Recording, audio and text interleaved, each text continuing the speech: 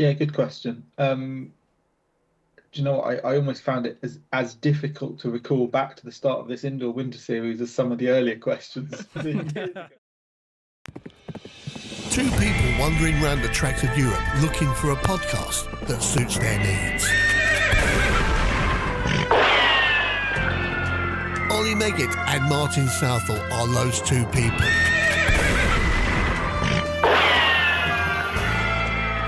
With the ability to chat shit about RC cars for less than an hour with their bare hands.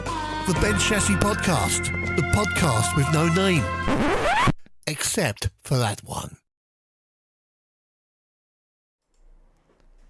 Okay, it's time for another episode of the Bench Chassis On-Road podcast. We're really glad you're still here and listening to us. As we said on the last episode, we're kind of in that weird period where we're still waiting for the outdoor season really to get started. So we haven't really got a race to talk about, have we?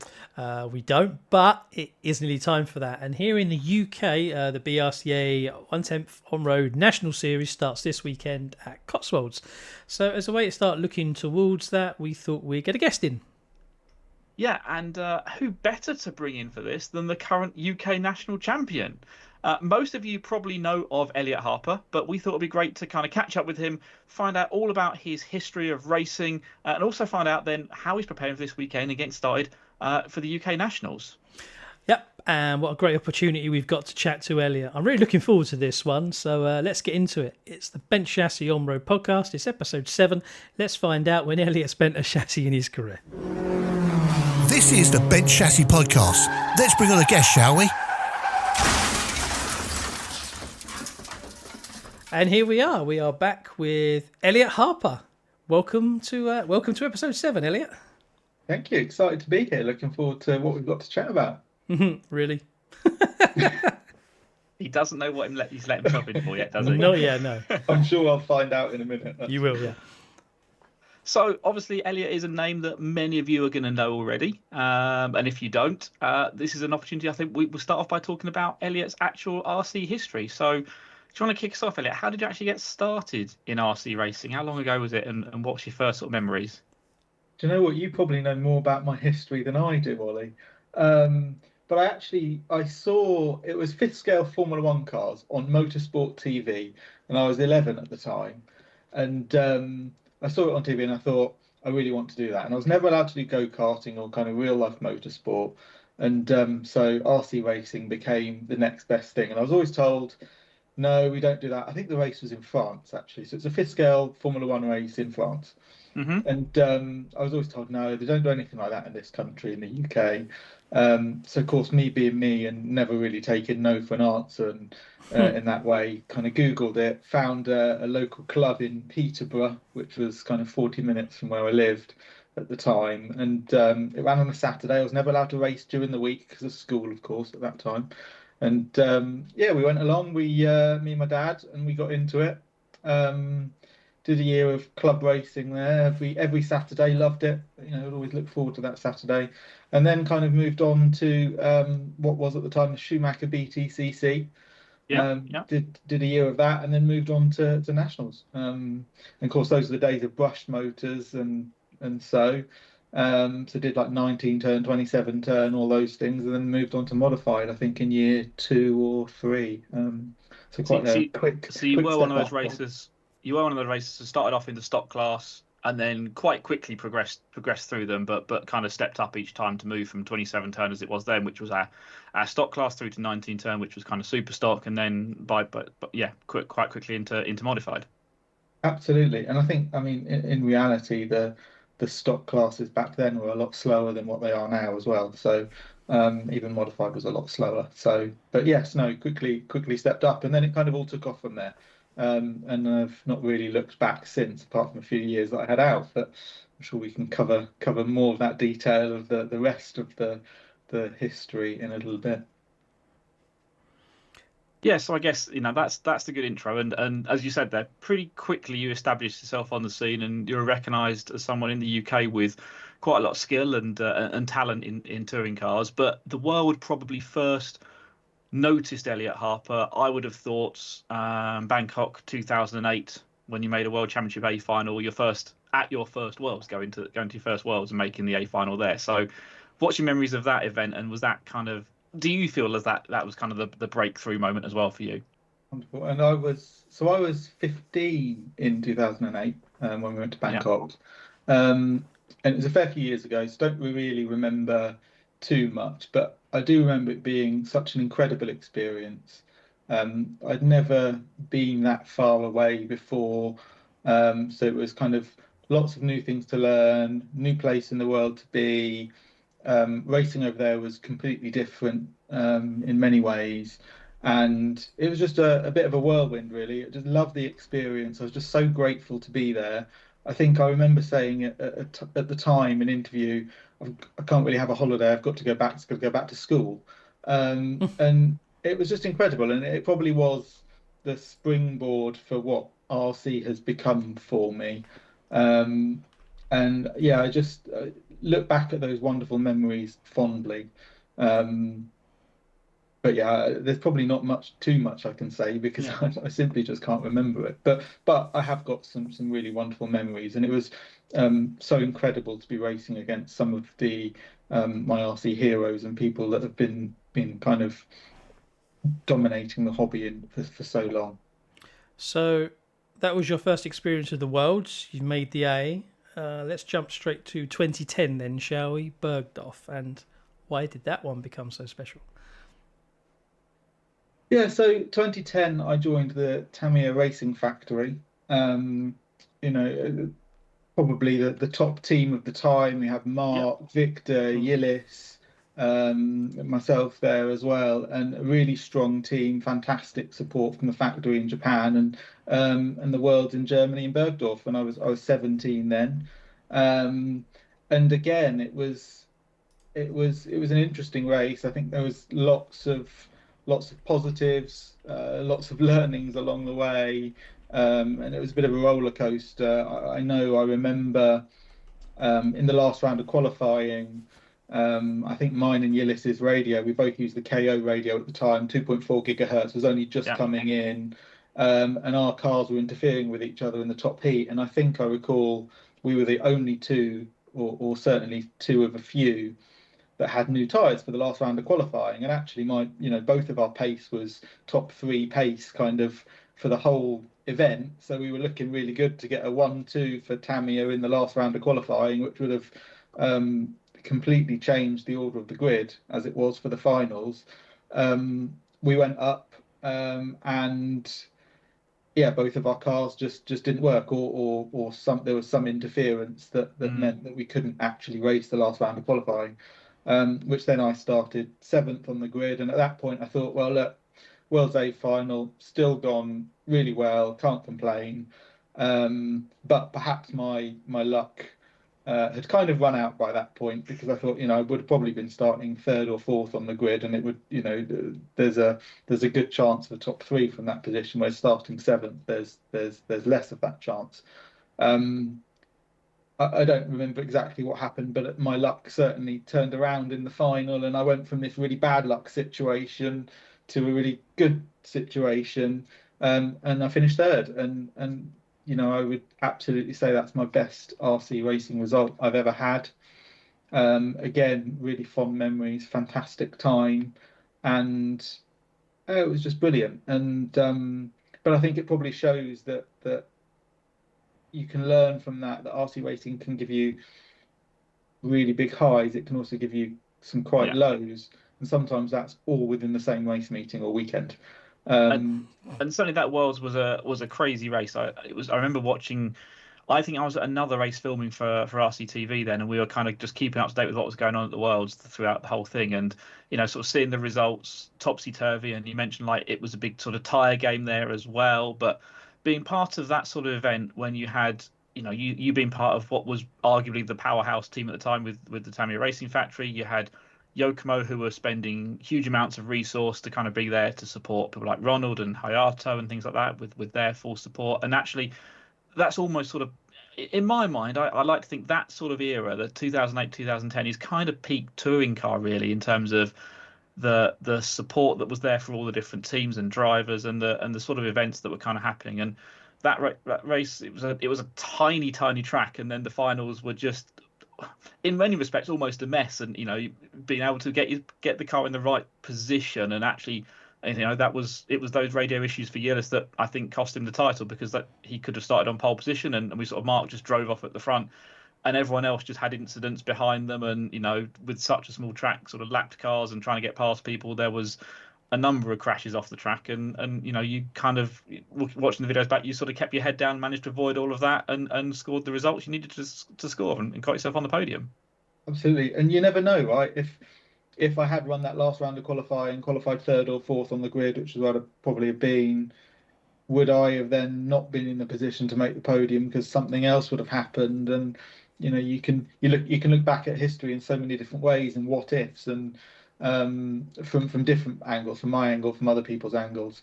But ultimately, it worked out well at the time for me, and it probably was a golden era of touring cars. It was also a golden era for me. I think I had some fantastic results at the time, not just at the Worlds, but across a lot of races. We talked about 2008 just then, and we'll move on to the Euros in 2010 as well. So it was a fantastic time.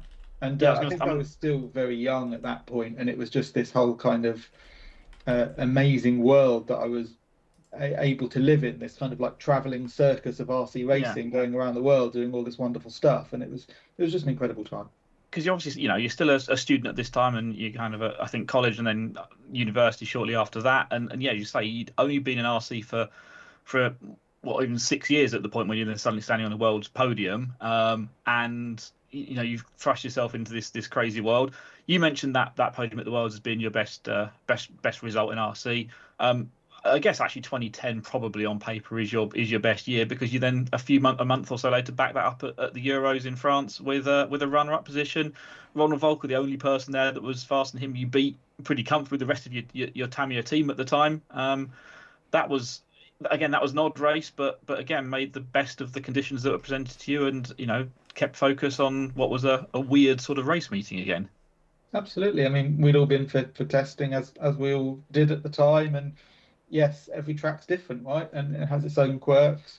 And I had really good pace at the Euros. As you say, second behind Ronald. Another amazing result. And I think, again, it was just living in this kind of dream world at the time of all this RC stuff. Being so fortunate to get to travel around the world and have this hobby that is kind of so much of your life is really fortunate. And it was a great time. I think that's where we met as well, Ollie. It was indeed, yeah. And so we've known each other for too many years to count since. It is, really good times. And you were also much younger then, of course. And we got on really well, and it's formed a great friendship as a result of that, which is fantastic. Ah, what are we listening to live? RC bromance. Oh wow. World 2012 Netherlands. You were still with Tamir at the time. And again, World Championships always just throw these weird things up, and that one was all about the weather and a very weird tyre rule where I think you couldn't use tyre additive, you could use warmers, but you had like 2 sets for all of qualifying or something. So again, crazy set of results and a crazy kind of situation. What's your thoughts of that? Because that was essentially, I guess, that was your last real race with Tamir as well, wasn't it? Yeah, I'm trying to remember back to it now. So I was in the B final, but I think I was one of the unlucky again. And luck's one of these things with RC.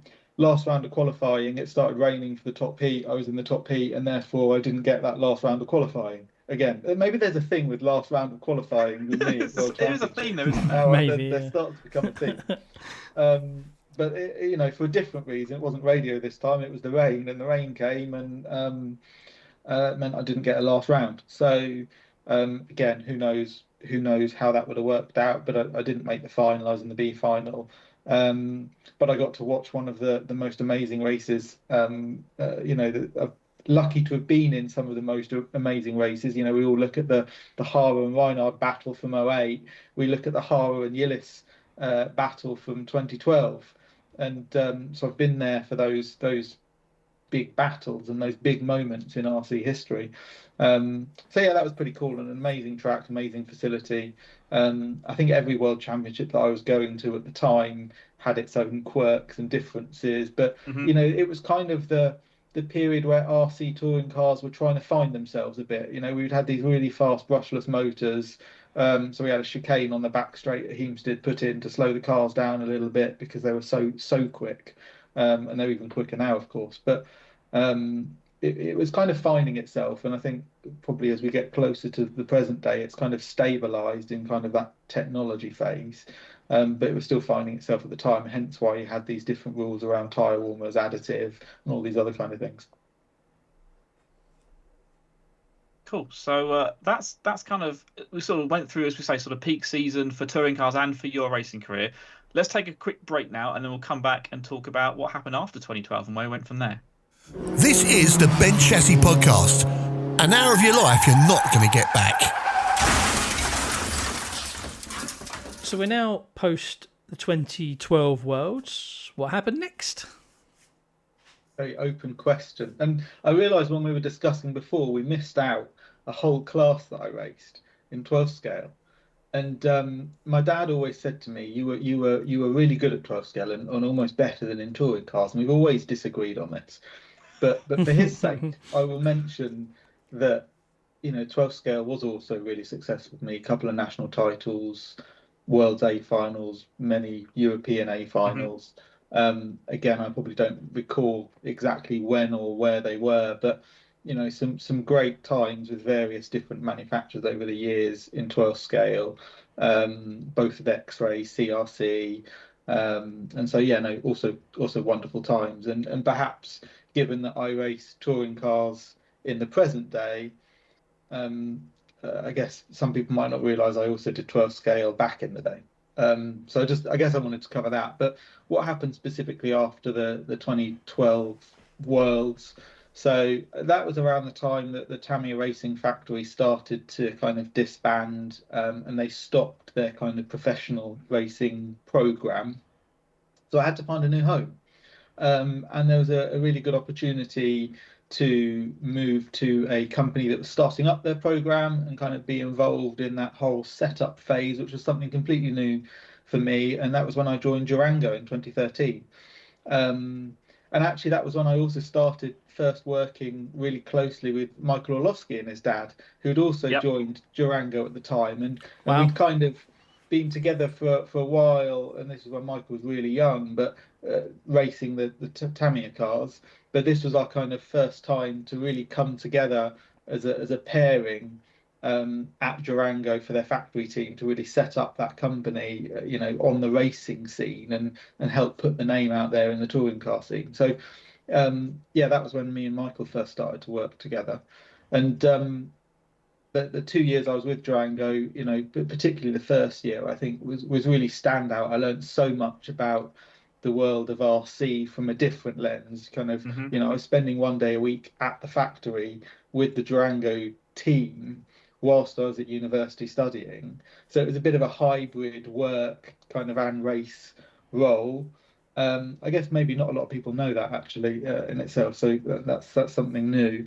And I made the podium at the Euros in Portugal that year. So, you know, fantastic results, new company, new car, out there again racing at the highest level. So yeah, great memories and learnt a lot from that experience. Yeah. And then the Durango project was really exciting, and you know, I remember some good fond memories from you sort of going through the development phases then. But unfortunately, that one didn't last. You know, for various reasons, the company kind of didn't really want to continue, and actually sort of started winding itself up essentially as well. And that meant once again, I guess after a couple of years, you were looking for another home to go to. And then for 2015, that was a move to Schumacher, wasn't it? It was, and I think out of all these different experiences, I'd learned so many different things at each brand.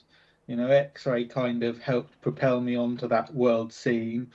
Then I was with Tamiya, and I was, you know, working with the amazing drivers and team that they have, and there still are all of those amazing drivers that you hear about all the time, but still. And then Durango was more of that development and actual work and business side. So I learned all those things, and then this opportunity with Schumacher came about, and it was the MI5 Evo, I think, in 2015. I think my car, I actually saw my car from 2015 a couple of weeks ago when I was at the Schumacher factory in Northampton, and that was the car that got me my first touring car national title. So really special car that for me. So it was really nice to see it a few weeks ago that's still there, kind of ready to go back from all those years ago. And I also remember making a podium at the ETS in Italy with that car. So another, really successful year in 2015 with the Schumacher team. Again, kind of bringing in that kind of development type role that I'd learned and combining it with the racing. So yeah, a fantastic time. And I was with Schumacher for 2 years as well. And then after that, you found another home with X-Ray, and again, X-Ray were going through a few different development cycles, and that was the thing you wanted to be part of after a few years of working with Schumacher, then moving on to X-Ray as the next home for you. That's where we first met. Was that when we first met? Yeah, well, properly, yeah. I mean, I knew who you was before, but we didn't know who you was before, as to speak. Wonderful. Yeah. Oh, good. Well, there you are. I've learned something there. Well, you were one of the big scary name drivers, right?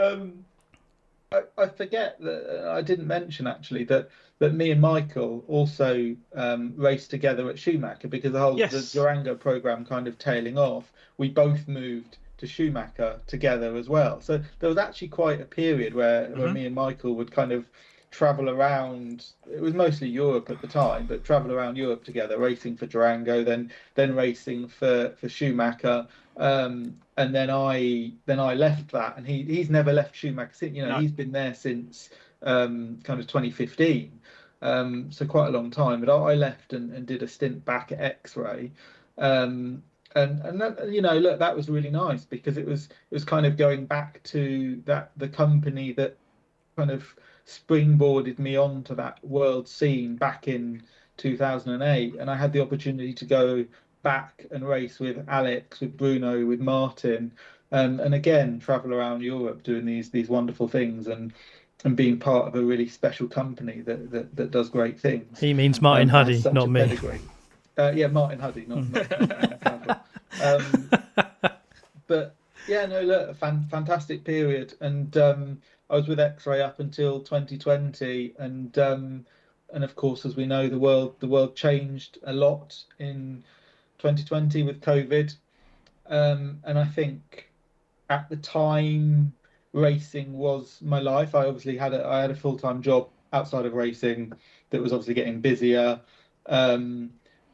but racing very much consumed me. I was thinking about racing all day, every day, and to be honest, after what was 12 years or so in the hobby by that time, it probably got to the point that it was too much, and it consumed me to the level that it wasn't healthy.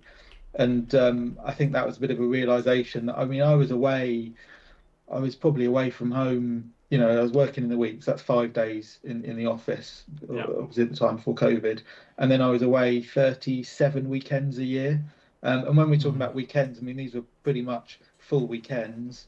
Roughly 12 of those weekends were abroad in some kind of European country doing some, big race. Those big races are kind of 4-day affairs.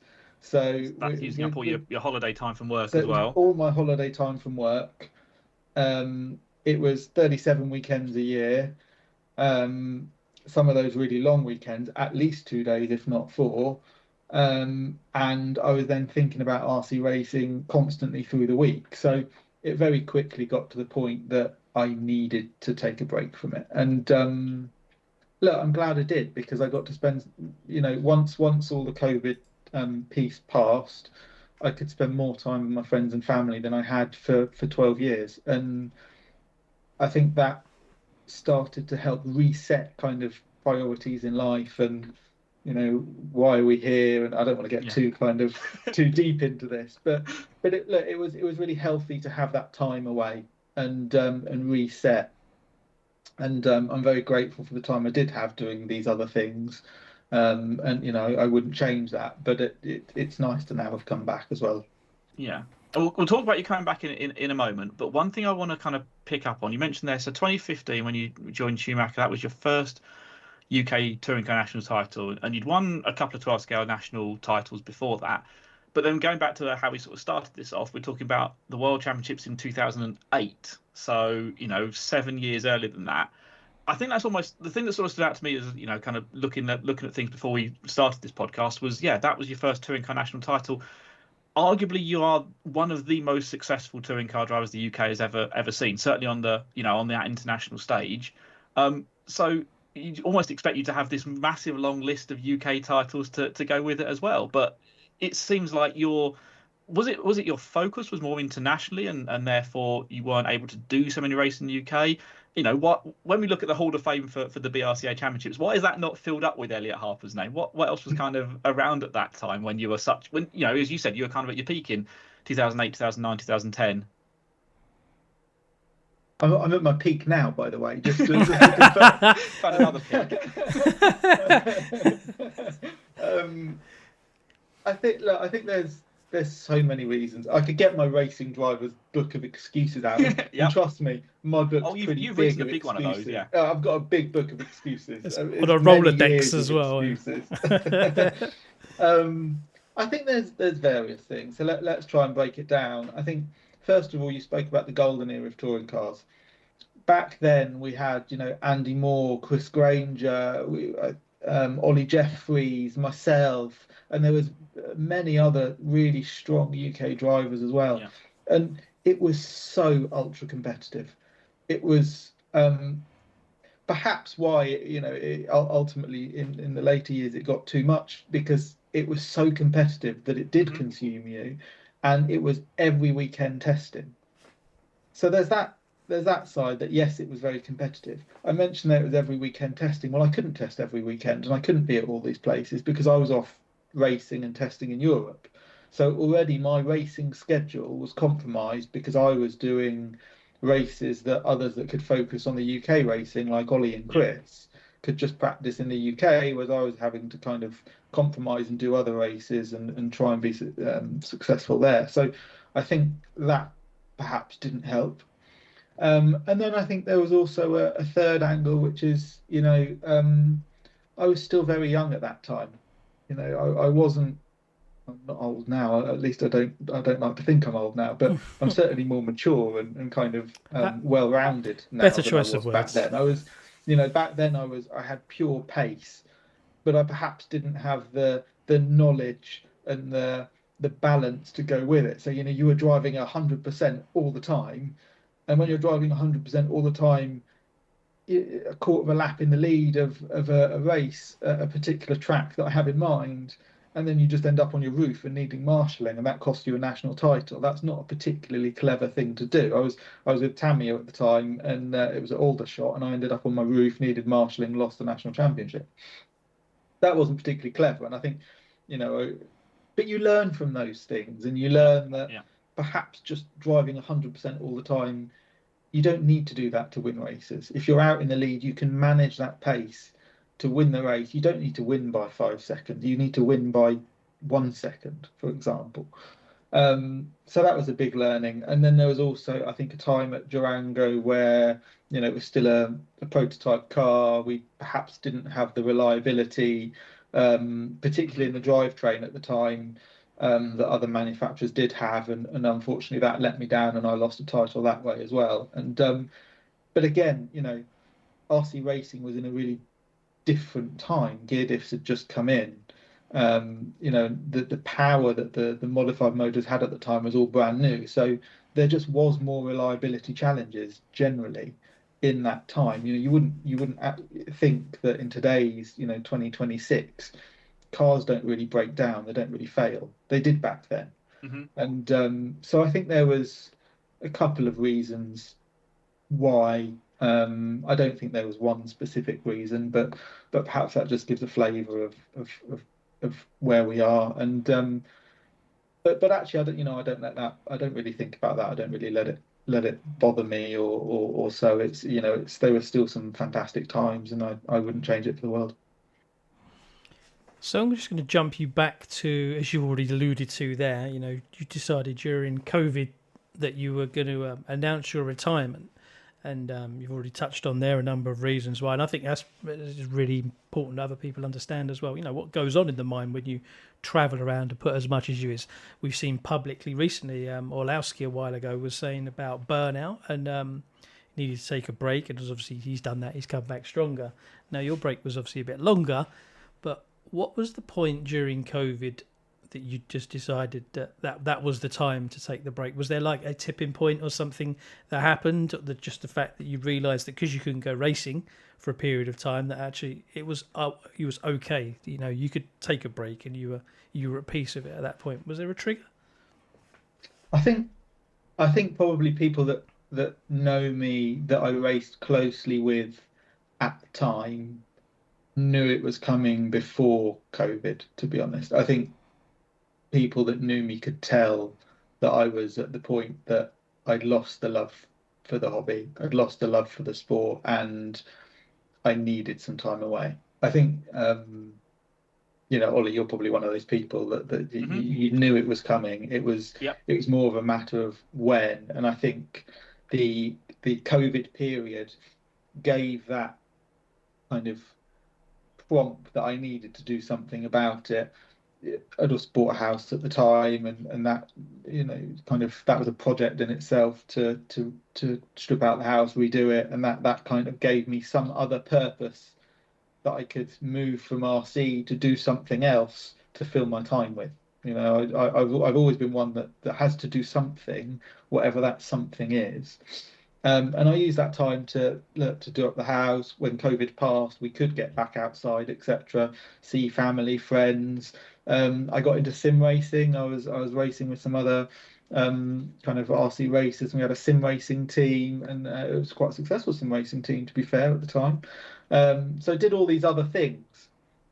It was great. I didn't think about RC racing at all. As far as I was concerned at that time, I was completely done with the sport. I would never come back, and I found these other things to do in life. I think, that all went wrong, of course. And we'll get to that. We'll get to that. Changed. I'll tell you what. We'll get to that in a bit, are we? That's a good point. Let's take a break there, and then we'll come back with an answer to that question shortly. We'll be right back. This is the Bent Chassis Podcast, and now let's talk about something else. So you mentioned there, obviously, that you were completely done with the sport, and that was it. But then, as we know, you came back again. So what was it after that break that actually brought you back? What was it that made you go, you know what? No, I do miss racing. What was it that kind of triggered that? So, and I've got to recall exactly how this played out. But so one of my sim racing friends, Aaron Rose, and I'd been friends with Aaron for many years. Still am really good friends with Aaron, and he was one of the ones from Schumacher, the designer of the MI5, the MI6. He travelled around with me in 2015, 2016, and we sim raced together during COVID. And I think he just said in a Discord chat once, why don't you give it a go? And I was like, no, not interested. And he's like, no, seriously, like, give it a go. And so Andy Murray, who's now the touring car designer, Aaron still works at Schumacher, but Andy now designs the touring car. I went to Cotswolds with him one day, and I think from like battery pack 1, I was pretty on the pace already, and he was like, oh, this is going really well, we should really try and see what you can do.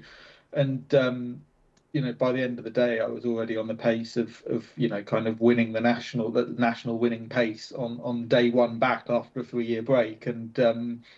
And he was kind of really excited at this point because there was a chance that I was kind of like, oh, I've actually had a really good time. This was really fun.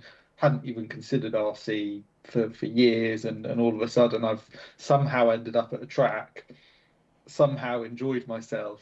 And 2 days later, I had a chat with Robin, and I signed a piece of paperwork to say I was going to come back and race RC cars. Yeah, I competed in the last round of the national championship in 2023. This was, and I TQ'd and won that national.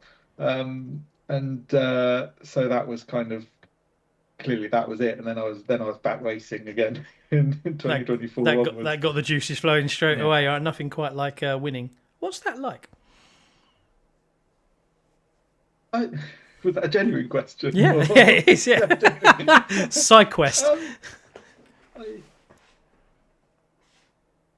It's a really difficult one because I don't think winning. Winning feels great, right? You've but I think it feels as good as any good result because you're winning for what you're capable of yourself, and therefore any good result gives you that same kind of, happy, motivated, euphoric feeling.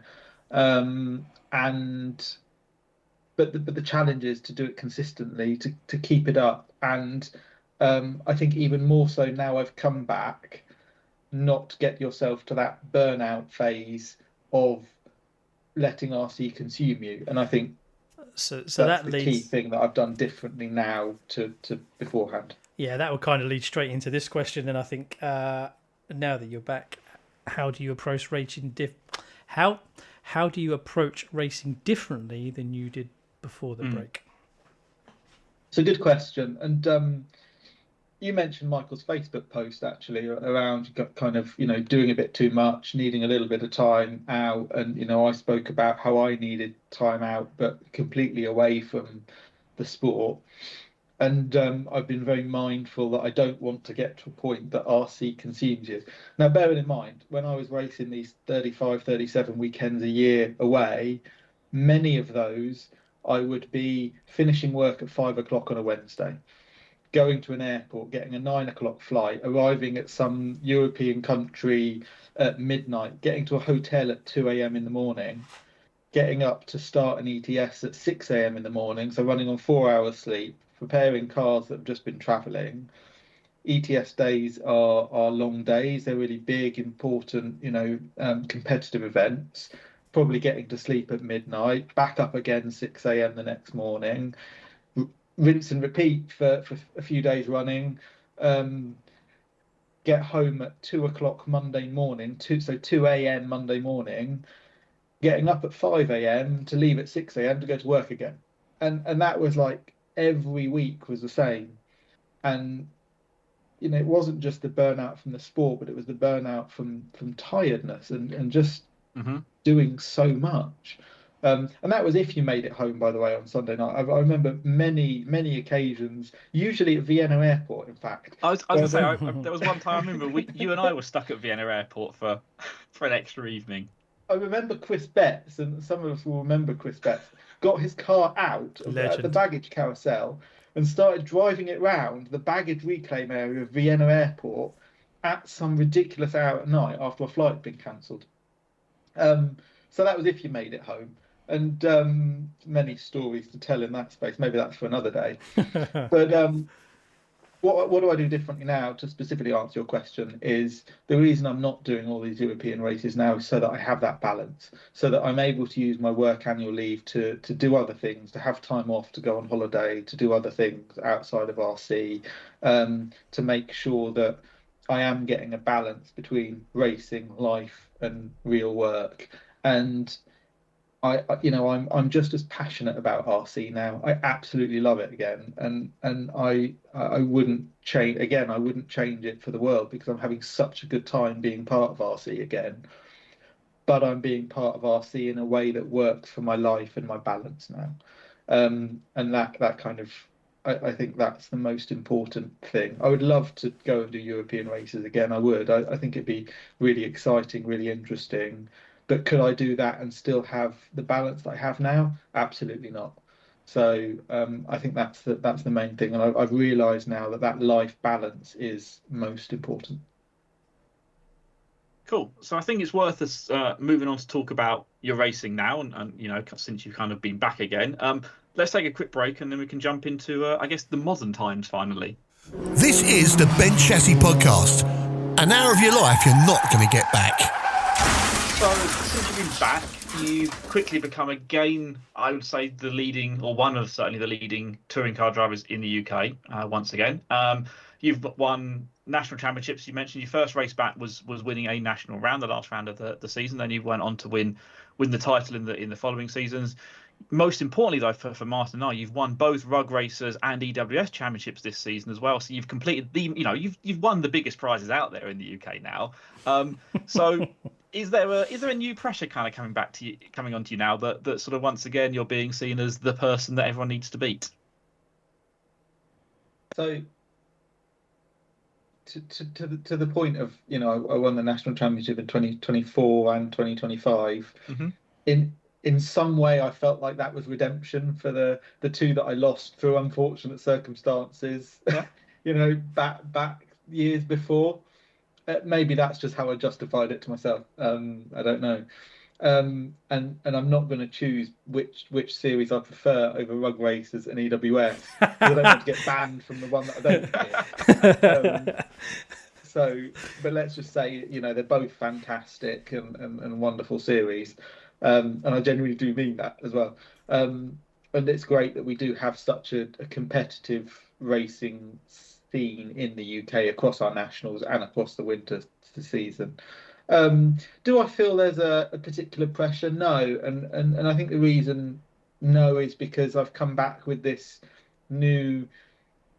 Yes, I absolutely have the passion for RC. I'm racing loads now, to be honest. I'm racing more than what I said I was going to. I probably said to you, Ollie, at the time, I'm just going to do 1 or 2 races. I'm doing all the blooming races now. Yeah. And I'm here, there and everywhere. But I'm enjoying it because I've got the balance right. And, when we get to Monday, I'm not thinking about RC anymore. I'm thinking about work, I'm thinking about life, other things that are going on. I'm thinking about RC when I'm at the track. And only really when I'm at the track, because I've got other things to be doing outside of RC. I just wouldn't have the time to think about RC at any other time. So I think I've got the balance now, and I think that means that there isn't that pressure that perhaps I'd put on myself before. So I think the really simple answer is no. How I've managed to do that, I think, as I've got slightly older than where I was 10 years ago, I've matured in my mindset and the way I look at things, and that's also helped to kind of move through those kind of perhaps pressure challenges that I'd put on myself when I was younger. Awesome. So I'm going to take you back to the start of the winter series now. It's fair to say it was a pretty slow start for you. We'll obviously use EWS as the example there, because there was a lot of modified heats, a lot of competition, incredible competition there as well. And it didn't go your way in the first few rounds, it's fair to say, but then getting towards the international, it looked like you were starting to get yourself back on the pace again up at the front. And what was the change there? Yeah, good question. Do you know what? I almost found it as difficult to recall back to the start of this indoor winter series as some of the earlier questions years ago. So maybe we need Ollie to remind me again what happened in those early stages. Well, first the dinosaurs came. They got too big and fat and died. And they turned to oil, and then we got that out of the ground. How far do you want to go? The oil, that sparked the memory. That did, right out. So I think just before the international was when I started running the new Schumacher prototype car, and the role I play at Schumacher is helping with research and development on new products, and it's we're always looking at how we can develop and do things better and get the best results for our customers, because ultimately our customers are the ones that are going to be kind of running that car and purchasing the product. So we want to make as good a product as we can, so that people will take that car and do the best that they absolutely can with it.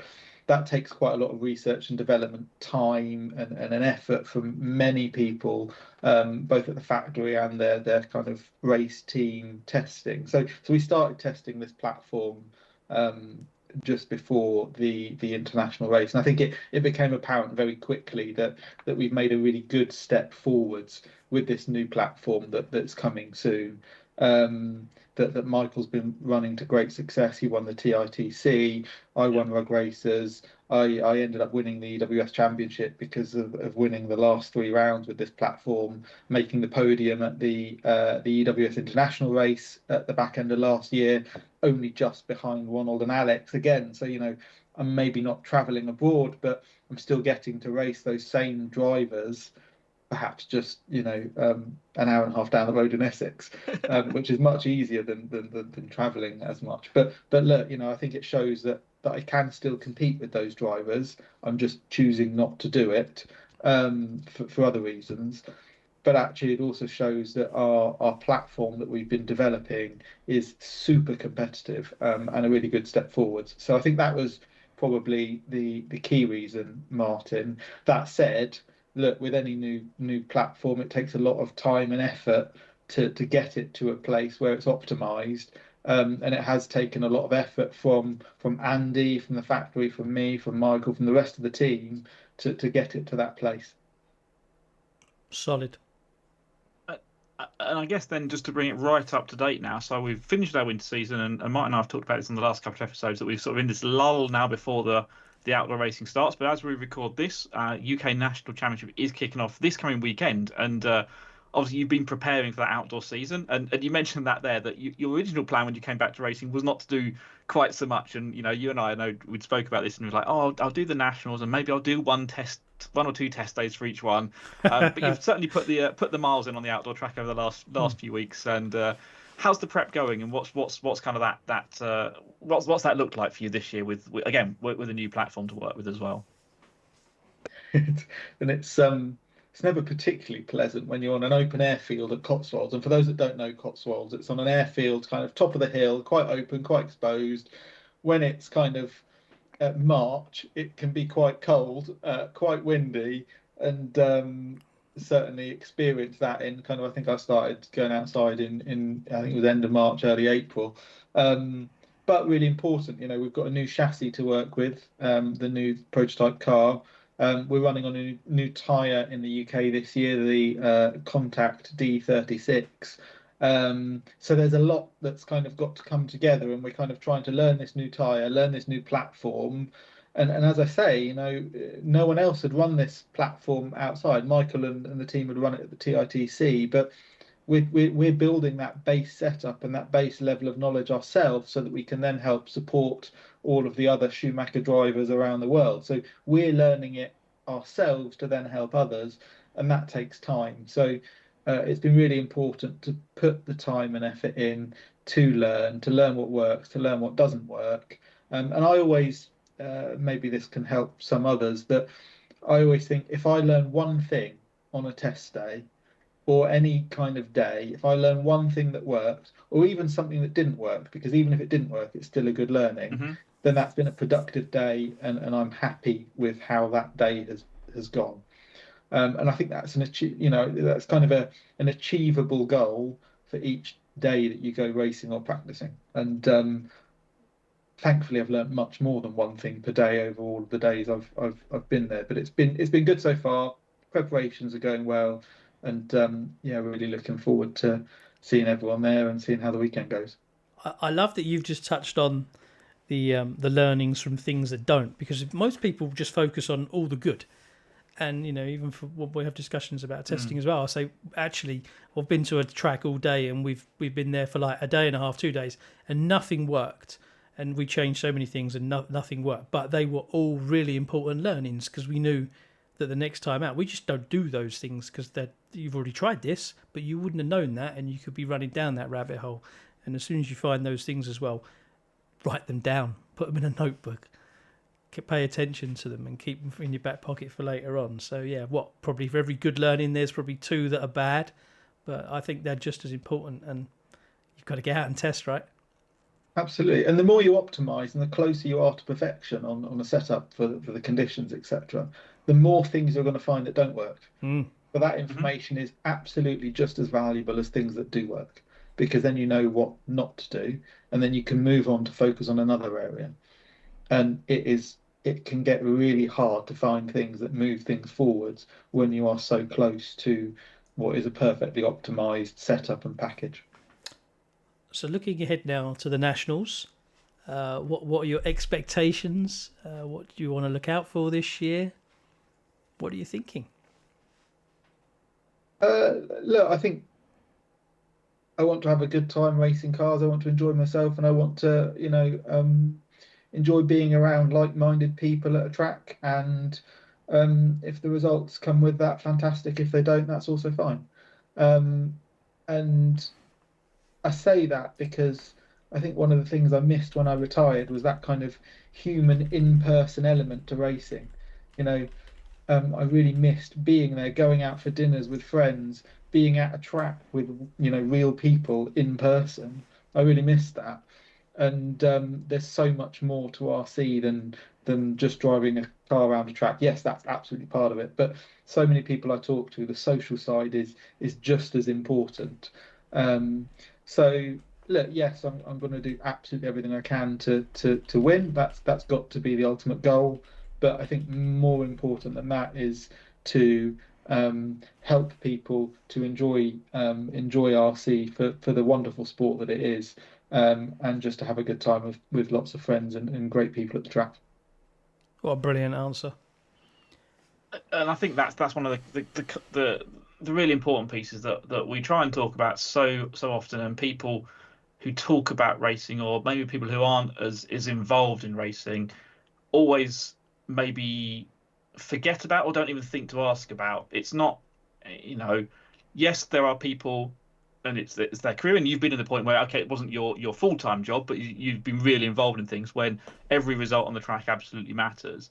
But what you've touched on there, and I think hopefully what we've heard from you over this whatever it was, nearly 20-year history of racing for you then, is actually that social element is really important, and it sounds like that's ultimately what's brought you back and is keeping you enjoying racing again now, and having that different view on things is something that, if people are getting frustrated with racing, then that's always an angle that you need to encourage them to look at racing through, is go, yes, the stuff on the track is important, but it is everything else around it that is, in many ways, is more important. And with everything, that's, the world can be a scary and difficult place sometimes, and racing is our escape from that.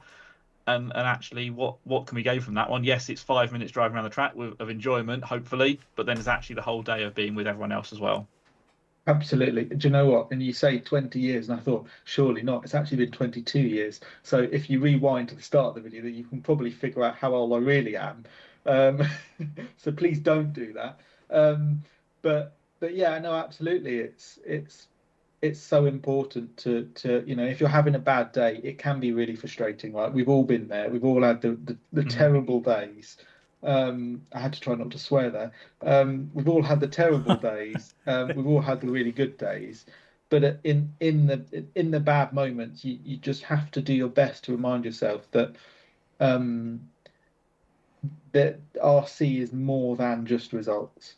And it's so much more. It's the enjoyment for a sport that we can all come together. We can enjoy it with like-minded people. And it's just really good fun to drive an RC car around a track.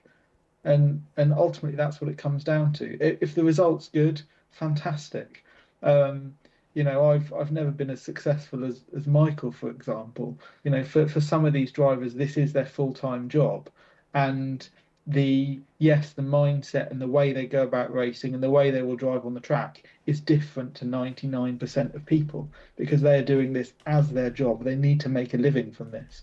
99% of us do not need to make a living from RC. So yes, the results are really important for us personally, but we also have to kind of remind ourselves that we are here enjoying a sport with like-minded people, with a great group of friends.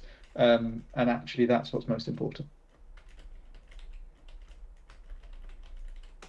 I think that's a really great way to end this then, actually, because I think that's a really good reflection on everything, and kind of also reflection on your career as well. So I think, Martin, that's a good point for us to end, and say our thanks to Elliot for spending his time to join us here on the Bench Chassis podcast. Yeah, absolutely. Thank you for agreeing to join us today, Elliot. I hope for everybody out there listening, it's given you a really good insight into someone that's been around RC for a long time, very, very successful, and he's a really nice guy as well. But maybe I should edit that bit out. Don't need them for that bit. Find him in the pits and ask a question because he's there to help. They're all there to help. But thank you for joining us today, Elliot. Really, really appreciate your time. Hopefully, it's really nice to reminisce. Really nice to reminisce. Good. Thank you very much, and we'll say goodbye to you now then. Farewell. Thanks, everyone. Fast laps, clean lines, that's how we go. Thanks for tuning in to the Bench SC on Road podcast show.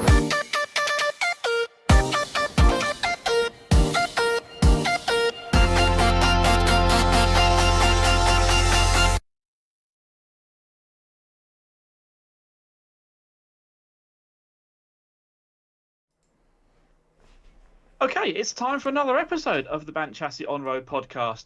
We're really glad you're all still here if you're listening to this as well. As we kind of said on the last episode, we're sort of still waiting for the outdoor season really to kick off. So we've not got a race to talk about this week, have we? We do. Hang on a minute. What have I missed? Stop. Cancelled. Okay, it's another time. It's Stop.